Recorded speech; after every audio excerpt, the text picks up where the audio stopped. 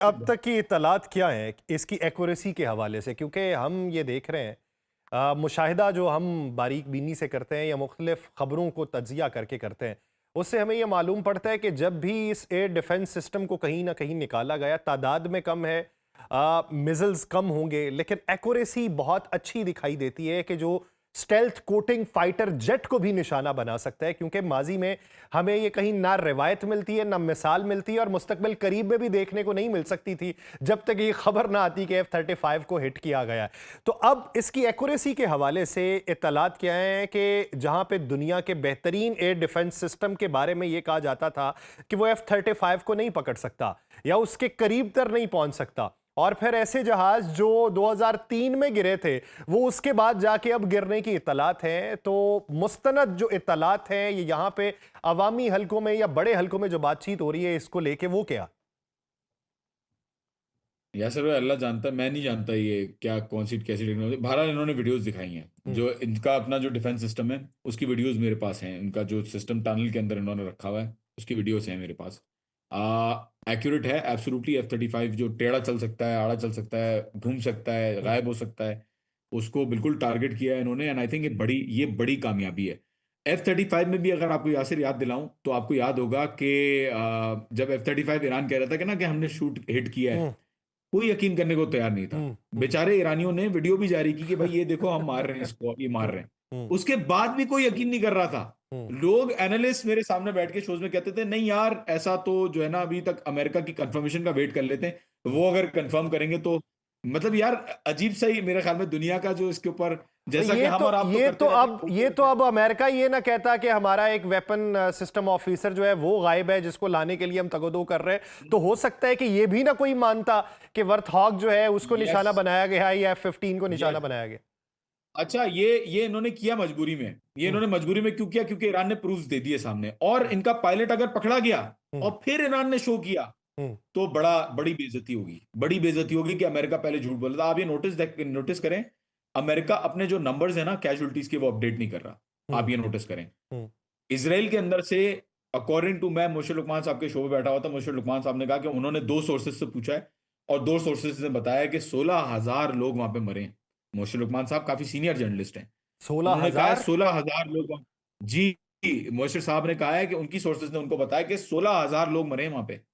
आप अगर उनकी लाइव रिकॉर्डिंग पे जाएं, मैं उनके साथ बैठा हुआ तो उस वक्त उन्होंने ये बात की। तो हम्म। ये, और and he is a senior journalist. हम्म। तो ये जो हालत की है ईरान ने, वो अभी सामने नहीं आएगी यासिर। ये बाद में आप देखेंगे कि बाद में ये आहिस्ता आहिस्ता जब मीडिया इनको, जब इनका अपना मीडिया इनको पुश करता है ना, लेफ्ट विंग मीडिया जब इनको हम्म। दिखाता है कि भाई ये देखो ईरान ये कह रहा है, अब आप बताओ इसका इसका सबूत दो। तो आई थिंक, और इसीलिए इतने सारे जनरल्स क्यों निकाल रहे हैं इनको, आप मुझे बताएं ना। जनरल्स को, कमांडर्स को, पूरी जो रिजीम चेंज ईरान में नहीं हुई, इनकी जो रिजीम चेंज हो गई, इनकी जो लीडरान खत्म हो गए, वो क्यों हुए मुझे आप बताएं। इसकी कोई कोई ना कोई तो वजह है ना। अगर ये तो इतनी सारी बात है, कामयाबी से चलती जंग हुई जीत रहे जंग के होते, अंदर अगर और या आप अपने अगर सिपा पायलट, सालार को तब्दील कर दें तो फिर इसका मतलब यही है कि आप अपनी हिकमत अमली में यस, नाकाम हो चुके हैं। यस, एक पायलट को देखिए, पायलट के चक्कर में कोई किसी को इतना ज्यादा रिजाइन, ये जंग के अंदर अज्यूम किया जाता है कि भाई होगा, ऐसी हम्म। चीज होगी, ये प्रिडिक्टेबल है। हम्म। एक पायलट के चक्कर में कभी भी आप पूरी पूरी जनरल को और पूरे कमांडर्स की जो पूरी लाइन है उसको नहीं हटाएंगे। तो आई थिंक बड़ा नुकसान है, अमेरिका ये वो तो रियलाइज कर रहा बाकायदा है। तौर पे उस ज़मन में तो खबरें भी आ गई ना कि यस, रैथ्यून को और नॉर्थरॉप ग्रोमैन को और लॉकहीड मार्टिन को जिस तरीके से नवाजा जा रहा था, वो उसके ऊपर भी जनरल साहब जो हैं, जनरल जॉर्ज साहब हैं, उन्होंने एतराज़ उठाया था। और फिर इस वजह से पीट हेग्सेट जो है उनकी बैक के ऊपर खड़े हैं, तो उन्होंने फिर एक किस्म से उन्हें सैक ही किया है, उन्हें उनके ओहदे से हटा के और एक खूबसूरत लफ्ज़ रिटायरमेंट का दे दिया है कि अभी 1.5 साल पड़ा हो रिटायरमेंट में और आप जी, चलती जंग में अपने जनरल को उठा के बाहर फेंक दें और उसे कहें, और फिर जब उसके ऑफिस से भी राबिता किया जाए तो उसका ऑफिस इसकी वजाहत भी ना करे। अगर आपने अपनी क्या नाम है विल के ऊपर रिटायरमेंट का ऐलान किया है तो ऑफिस इस ज़मन में वजाहत कर देता होता है कि अपनी विल पे किया है। तो जब ऑफिस ने भी वजाहत देने से इनकार किया बैनुल अक़वामी नशरियाती इदारों को, तो उससे तो ये तासुर मिलता है कि आप कहीं ना कहीं पे ये जंग हारना तस्लीम कर चुके हैं, जिसकी वजह से आपने रजीम को चेंज किया। अच्छा, मेरा सवाल एक मौजूदा मंजरनामे में ये है, मोहसिन रजाई साहब का एक बयान आया सामने, उन्होंने कहा जी पूरी दुनिया भी अगर मिलके आ जाए तो आबनाए हरमुज जो है वो उसको नहीं खुलवा सकती। अब इस ज़िमन के अंदर क्या बातें जो हैं वो तय हो चुकी हैं अपने हमसाया ममालिक से, और क्योंकि उनका भी प्रेशर बहुत ज़्यादा है, और दूसरा हमें ये देखने को मिलता है कि ईरान जो है वो किसी और मुल्क की पार्लियामान के साथ भी गुफ्तो शुनीद कर रहा है कि किस तरीके से यहाँ का कंट्रोल हासिल किया जाए और किस तरीके से टॉल टैक्स जो है यहाँ पे लगाया जाए। इस ज़िमन में इकदाम होते क्या दिखाई देते हैं? देखिए, हमें नजर आ रहा है कि अभी ईरान ने जो कंट्रोल किया हुआ है, एक तो मैरीटाइम लॉ है, जो high of the law of the seas है, हम्म। वो ये इजाजत देता है ईरान को कि वो अपनी मैरीटाइम बाउंड्री में इस चीज को करे, मतलब अपनी सिक्योरिटी राइट्स, सिक्योरिटी जो उसके अंदर है और उसके अंदर एनवायरमेंटल पोल्यूशन चार्जेस हैं, बाकायदा एक चार्टर है जिसके थ्रू ईरान को इजाजत है। हम्म। क्योंकि वो जो चोक पॉइंट है स्ट्रेट ऑफ हॉर्मुज का, जो ईरान ने इफेक्टिवली कंट्रोल किया हुआ है, हम्म। वो उसकी सिर्फ एक्सक्लूसिवली उसकी जो है वो मैरीटाइम बाउंड्री कंसिडर किया जाता है। हम्म। दूसरा ओमान आता है इसके अंदर, और हम्म। ओमान के साथ मिलके ईरान ये काम कर रहा है और ओमान के साथ मिलके ये काम करेगा। फ्रांस के सदर ने बड़ा, देखें, अक्लमंदी का मुजाहरा किया है। फ्रांस के सदर ने, जो मैनुअल मैक्रोन हैं, उन्होंने जो कहा है वो बड़ी अच्छी बात की है कि ईरान को आप साथ लिए बगैर इस मसले का हल नहीं निकाल सकते, न्यूक्लियर का। हम्म। और स्ट्रेट ऑफ हॉर्मुज आप ईरान से नहीं खुलवा सकते। देखें, जब इतनी बड़ी major EU, NATO and permanent member of the security council, जब इस तरीके का बयान उस मुल्क की तरफ से आता है, तो it is a recognition by a lot of the, मतलब a lot of the powers, जो जितनी भी ताकतें हैं वो उसको रिकग्नाइज करती हैं और उसके अंदर वेटेज होता है। तो आई थिंक कि ईरान के अलावा कोई नहीं खोल सकता स्ट्रेट ऑफ हॉर्मुज को, ये बात बिल्कुल सच है। अगर 2 साल मुट्ठी बराबर होती, 2023 से लेकर 2025 तक अमेरिका को रुला सकते हैं और इलियाद पोर्ट को बैंकरप्ट कर सकते हैं, 176 वेसल्स डिस्ट्रॉय कर सकते हैं।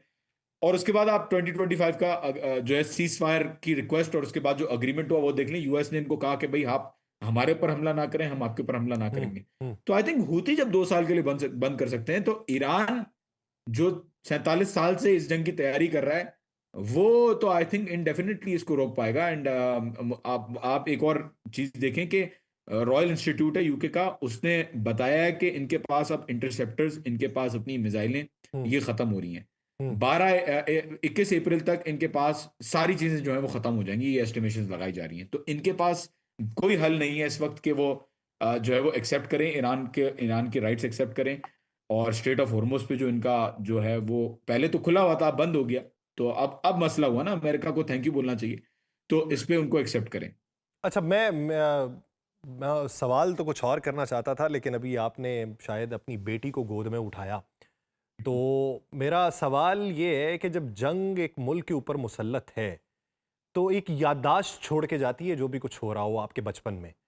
तो यहाँ पे जो नई नस्ल है या जो बच्चे हैं, जो हम देखते हैं मुख्तलिफ रैलीज में माओ ने उठा रखे होते हैं, उनके माथे के ऊपर परचम बनाया होता है या झंडा पहनाया होता है, तो उन बच्चों की परवरिश जो है वो किस तरीके से हो रही है, उन्हें कौन सी कहानियां सुनाई दे रही हैं? क्योंकि जब गजा के ऊपर बमबारी होती थी और वहां के बच्चे जो थे वो मुतासर होते थे, तो वालिदैन जो हैं वो ये बताते हैं कि हमने नस्ल दर नस्ल यूं परवरिश की है कि सीना बसीना कहानियां पहुंची हैं, और ये जो मुल्क का दिफा है ये नजरियात की बुनियाद पे है।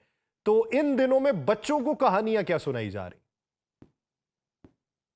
आयतुल्ला खामनाई जो लीडर ऑफ रेवोल्यूशन है, जो ईरान का इनकलाब लेके आए, इनकलाब, बहुत टाइम लगा इनकलाब लाने में। और शुरू में जब वो इनकलाब लाने की कोशिश कर रहे थे, तो वो बहुत कम जो है वो लोग थे उनके साथ, और पूछा जाता था, लोग पूछते थे कि भाई कहाँ हैं तुम्हारे हम्म। तुम्हारे सपोर्टर कहाँ हैं? हम्म। आयतुल्ला खुमैनी से पूछा जाता था कि तुम्हारे सपोर्टर्स कहाँ हैं? तो आयतुल्ला खुमैनी ने जवाब दिया कि मेरे सपोर्टर्स अपनी माओ की गोद में हैं इस हम्म। वक्त। हम्म। देखें, ये जो रेवोल्यूशन है ये आए ही इसलिए है क्योंकि तरबियती अमल जो अवाम का किया गया, जनरेशनल इनको जो गाइडेंस दी गई और जो आइडियोलॉजिकल इनको सपोर्ट दिया गया, वो इस रेवोल्यूशन को खड़ा रखा हुआ है। मेरे बच्चे भी आज अगर जंग देख रहे हैं तो उनको ये बात एहसास है, उनको इस बात की अहमियत हो रही है कि इमाम हुसैन का जो मैसेज था कि किसी भी कॉस्ट के ऊपर आपने जो है ना कॉम्प्रोमाइज नहीं करना नाहक के साथ, आपने उसको जालिम को कबूल नहीं करना, भले आप उसके जो भी आप करें, लेकिन कबूल आपने नहीं करना। तो ये जो मैसेज है, ये जो मिल रहा है, ये मेरे बच्चे भी अच्छी अच्छी चीज सीख रहे हैं।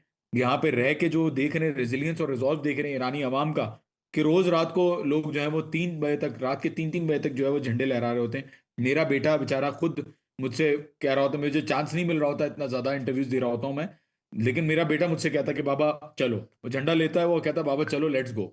तो आई थिंक ये एक बहुत अच्छा मैसेज जो है वो ये जंग दे रही है। और जंग जरूर मुश्किल होती है, जंग बिल्कुल बहुत बुरी होती है, लेकिन जंग आपको हौसला देती है। एक खुद मुख्तारी देती है, आपको इंडिपेंडेंस देती है, आपको ऑटोनॉमी देती है, आपको गैरत देती है, आपको इज्जत देती है।